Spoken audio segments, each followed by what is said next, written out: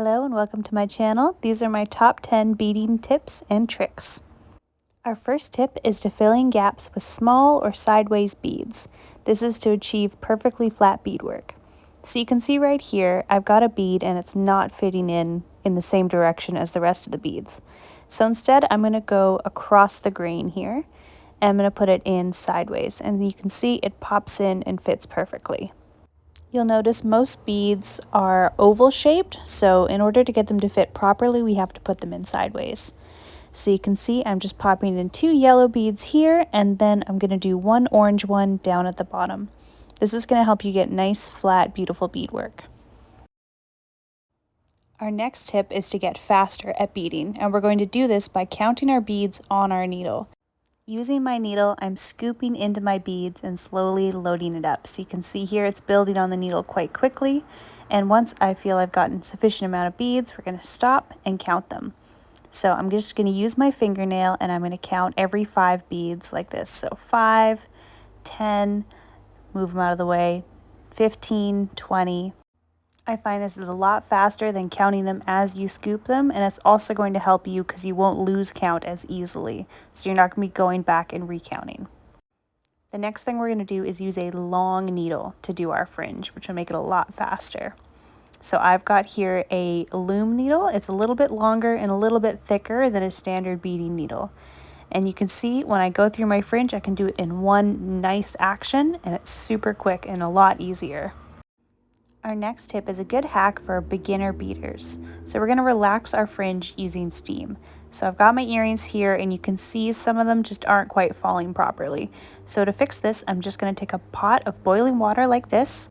I put my earrings on a wooden spoon so I don't burn myself, and I'm just holding them above the steam. So by doing this, it just relaxes the thread and it's going to fall a little bit flatter. As you get better, you won't need to use this tip. Another tip to fix mistakes is to break beads when you use too many. So you can see here I've got a bugle bead that's too long. So I'm just going to stick my needle through the bead, use my pliers, and I'm going to crush the bead, just like that. So putting the needle in is going to prevent it from cutting your thread, so it's not going to undo all your past work. And there you can see, now I can put in a bead that'll fit better. The next tip is using rhinestone banding to our advantage. So you can see I'm using plastic banding, which allows me to only tack on the inside. So what I'm doing is I'm bringing my thread up through the beadwork, and then I'm going to tack just on the inside. This way, once I've tacked all around, then I can cut it out without having to worry about snipping my thread. And when I add my edge work to it, then it'll secure the outside of the banding.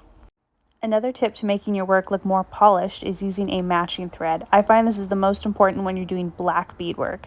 So you can see on this piece here, it just totally looks seamless and gorgeous by using the same black thread.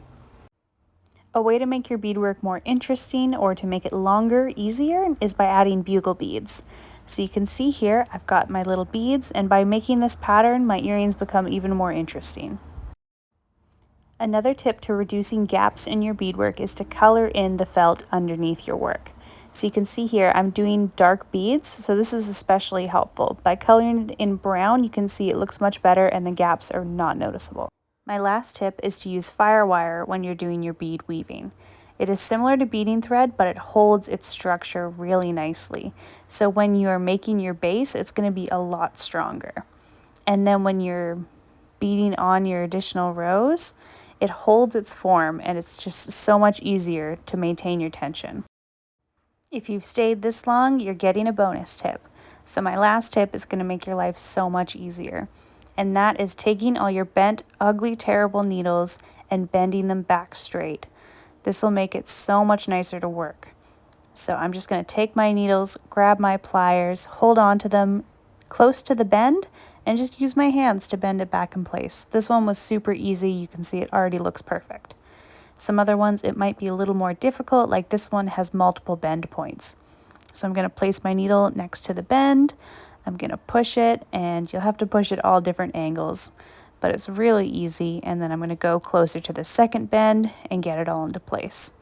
And just like that, your needles are like new again, and it makes the experience just so much better. If you're not doing this, you should. Thank you so much for watching my video. I hope you liked it. If you have any tips, please leave them in the comments for other beaders, and have a great day.